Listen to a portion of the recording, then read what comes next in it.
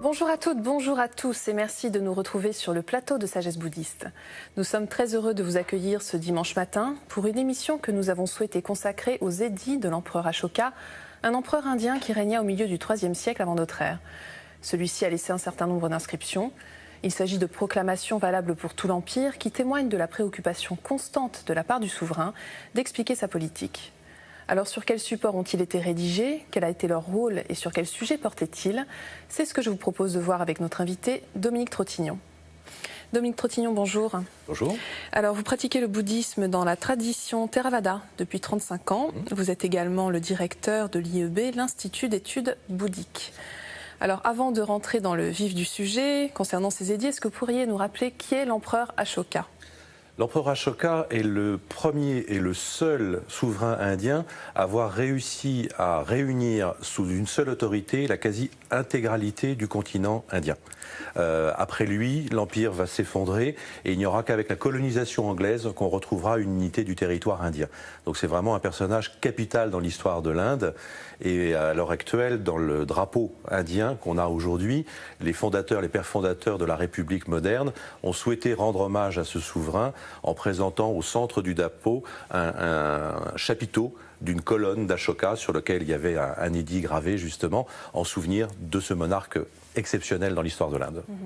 Alors on dit souvent qu'il y a une grande différence entre ce que l'on dit d'Ashoka dans la légende et dans les faits historiques. Alors où est la vérité en quelque sorte? Alors la vérité, elle est forcément du côté des témoignages qu'il nous a laissés lui-même. La tradition bouddhique donne une image extrêmement légendaire d'Ashoka dans ses textes. Il en fait le parangon un petit peu du roi bouddhiste, mais en fait un roi qui est soumis à la communauté bouddhique, soumis aux moines bouddhistes et qui leur obéit en tout. Les édits d'Ashoka, au contraire, nous montrent un souverain qui est beaucoup plus autoritaire, qui est beaucoup plus sûr de sa fonction et de ses capacités à régner et qui se montre parfois même intrusif dans l'histoire de la communauté bouddhiste. Ce qui fait qu'on a deux images presque à l'opposé l'une de l'autre entre celle qui nous a été transmise par la légende et celle qui nous est révélée par ces édits. Alors revenons justement plus précisément à ces édits. Alors comment est-ce qu'on pourrait définir un édit? De quoi s'agit-il? Un édit, c'est un texte, une proclamation en fait, puisque c'est toujours présenté comme les paroles du roi qui déclare. Et ces édits sont répartis sur la quasi-totalité de son territoire. On en trouve même quelques-uns en 8 exemplaires, qui sont rédigés d'ailleurs parfois dans les langues régionales, de façon à être connus de toutes les personnes qui sont susceptibles de les lire. Et grâce à ces inscriptions qui doivent être gravées justement pour qu'elles durent, ce roi veut faire comprendre comment il veut agir, comment il entend commander son royaume et diffuser ce qu'il appelle la loi, le dharma. Mais sur quel support est-ce qu'on les a retrouvés, ces édits? En gros, deux types de supports, des rochers, des grands rochers qui se trouvent dans la campagne ou à proximité des villes, ou alors des colonnes, de grandes colonnes qui servaient pour honorer un personnage, pour honorer un lieu sur lequel il a fait graver. Donc soit des colonnes qu'il a lui-même érigées, soit des colonnes qui lui étaient préexistantes et qu'il utilise comme support. En gros, on a à peu près une quinzaine d'édits qui se trouvent écrits sur rochers et à peu près autant qui se trouvent écrits sur des colonnes. Mais quand est-ce qu'on les a découverts et comment est-ce qu'on les a déchiffrés, ces édits? Alors, ces édits ont été découverts au moment de l'occupation coloniale anglaise, dans le début du 19e siècle, dans les alentours de 1830. Et ça a été un événement historique important pour nous, puisque jusque-là, Ashoka, on ne le connaissait que par la légende bouddhique. Et donc, ces édits ont été déchiffrés petit à petit quand on a réussi à comprendre cette écriture, enfin ces écritures, puisqu'il y en a plusieurs, notamment grâce à un édit qui se trouvait placé dans une zone tout à fait périphérique de l'Empire, à proximité des royaumes grecs qui avait été fondé et occupé par les descendants d'Alexandre, parce qu'un de ces édits est écrit à la fois dans une langue indienne et en grec. Et il y en a même un autre en araméen, la langue du Proche-Orient. Donc c'est un peu comme la pierre de Rosette, ça a permis de déchiffrer plus facilement les différents autres édits dans multiples langues de l'Inde ancienne. Et donc effectivement, ces édits étaient destinés à l'ensemble de la population. Alors, il y a des édits qui sont destinés à toute la population. Il y en a d'autres qui s'adressent plus particulièrement à une sorte de fonctionnaires, un corps de fonctionnaires que Ashoka a créé, qu'il appelle les surintendants de la loi, qui sont un peu ses envoyés, ses missionnaires, pour faire appliquer sa loi dans tout son royaume. Alors revenons un peu plus précisément sur le rôle de ces édits. Apparemment, ils avaient 2 missions, donc c'était à la fois montrer l'exemplarité du roi, c'est ça, oui. Et donc propager sa loi. Est-ce que vous pouvez nous dire un mot? En fait, une des particularités d'Ashoka, surtout à partir du moment où il se convertit au bouddhisme, parce que c'est un roi qui au départ correspond au prototype du roi indien qui règne par la violence. C'est comme ça que le conçoit la civilisation indienne. Et après un massacre particulièrement énorme lors de la conquête d'une certaine province qu'on appelle le Kalinga, il est pris de remords. Et du coup, il se convertit au bouddhisme et il veut devenir un propagateur de la loi bouddhique. Et ces édits permettent de voir comment il veut instaurer la loi bouddhique comme un peu une loi générale de gouvernement et en même temps comment il cherche à convertir, si je puis dire, par l'exemple. Il y a un édit dans lequel il dit expressément la loi peut être diffusée par des lois prescriptives ou par l'exhortation et l'exemple. Eh bien, on voit, dit-il, que dans les faits, ce n'est pas la coercition qui fonctionne, c'est l'exhortation et l'exemple qui fonctionnent. Et donc ces édits ont le rôle de montrer aussi, voilà, moi, Ashoka, j'ai fait ceci, j'ai fait cela, faites comme moi, parce que c'est comme ça, selon son expression, qu'on gagne dans ce monde-ci et dans l'autre. Mais alors le mot dharma, vous dites qu'il est employé de manière un peu ambiguë dans ces édits. On ne sait pas vraiment à quoi ça renvoie, c'est ça? Alors le mot dharma dans la culture indienne sert en fait à tous les courants religieux pour désigner la loi, l'ordre des choses, l'ordre cosmique. Et on ne sait pas toujours, effectivement, dans les édits d'Ashoka, s'il concerne uniquement le dharma bouddhique ou si ça concerne une sorte de principe d'éthique universelle, on dirait aujourd'hui. Quelque chose qui serait le socle commun, en fait, à toutes les religions et qui devrait être utilisé, mettre en œuvre par tous les hommes, quelle que soit leur religion.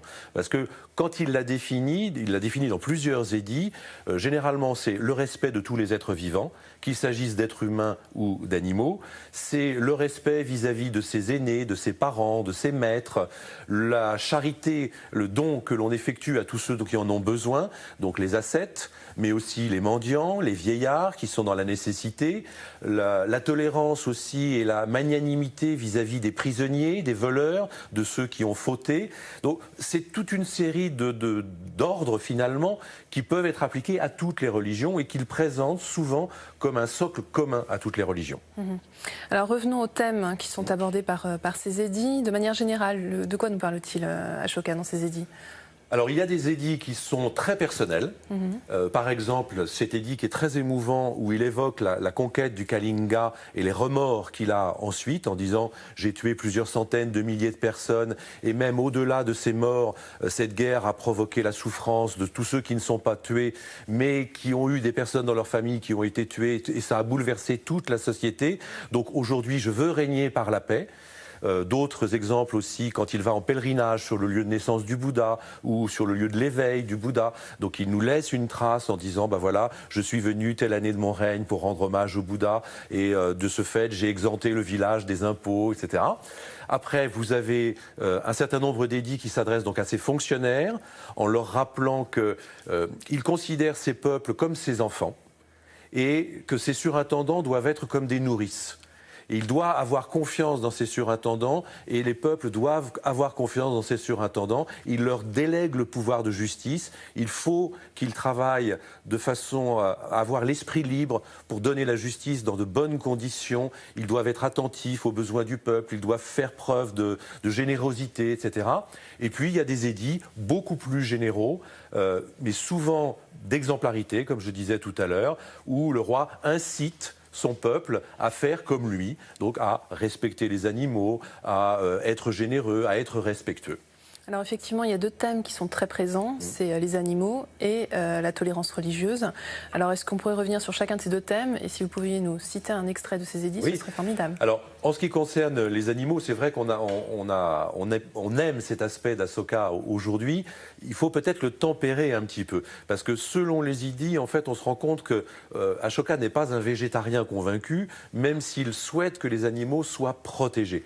Donc il y a un premier édit très bref, dans lequel il dit qu'il interdit aux brahmanes de procéder à des sacrifices d'animaux et il dit que lui-même, dans sa cuisine, on avait pour habitude de tuer 2 paons et une gazelle et qu'à partir de dorénavant, les paons ne sont plus tués et que désormais, même la gazelle ne le sera plus. Et on a dit, bon, cet homme ne veut pas qu'on tue des animaux. Et dans un autre édit qui est beaucoup plus développé, je pourrais à ce moment-là vous le citer un petit peu plus en longueur, il précise que 26 ans après mon sacre, j'ai interdit le meurtre de ces animaux.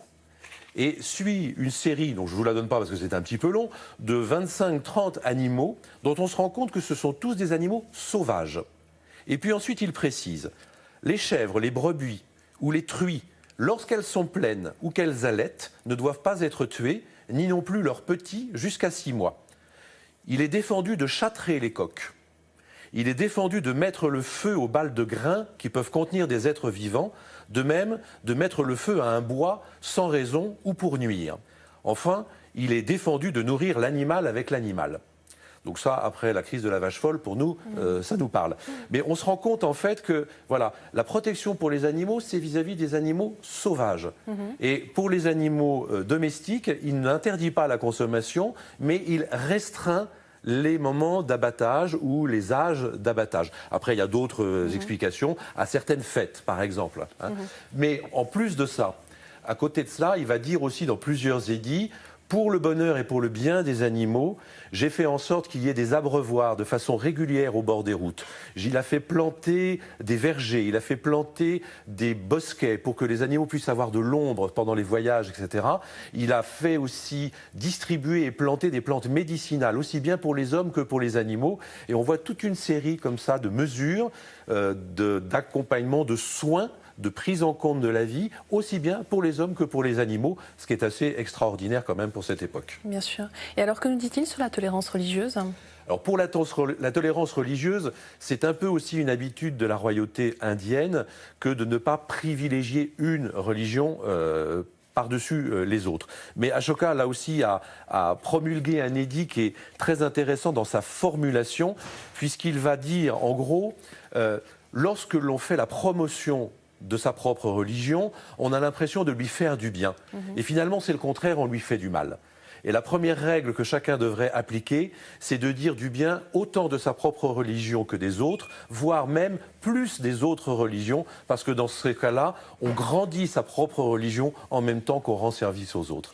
Et dans l'idéal, il faudrait que tous ceux qui pratiquent dans toutes les religions s'enseignent les uns aux autres, pour que ça serve le progrès de tout le monde. Alors justement, et pour rester sur cette question de religion, d'une phrase, parce qu'on arrive déjà à la fin de cette émission, est-ce qu'il existe des édits strictement bouddhiques quand même ? Alors, il y a quelques édits, mais ils sont assez peu nombreux, effectivement, où le roi s'adresse à la communauté des bhikkhus, des moines bouddhistes.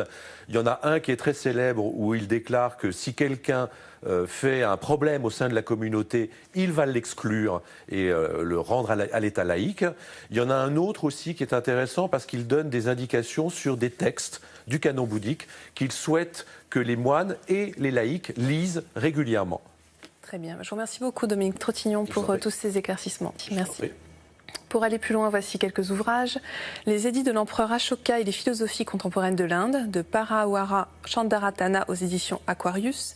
Vous y retrouverez une analyse critique des sources, des différents thèmes abordés par les édits, ainsi qu'un panorama complet des religions indiennes et de la pensée philosophique de l'époque. Les inscriptions d'Ashoka, traduites et commentées par Jules Bloch, publiées aux éditions Belles Lettres. Royauté bouddhique, de Robert Lingat aux éditions de l'École des hautes études en sciences sociales de Paris. Et enfin, le numéro 5 des cahiers bouddhiques de l'Institut d'études bouddhiques. C'est la fin de notre émission. Vous pouvez la revoir pendant toute une semaine sur le site internet de France 2 en consultant plus.fr. Merci à tous de votre fidélité. Nous vous souhaitons un très très beau dimanche.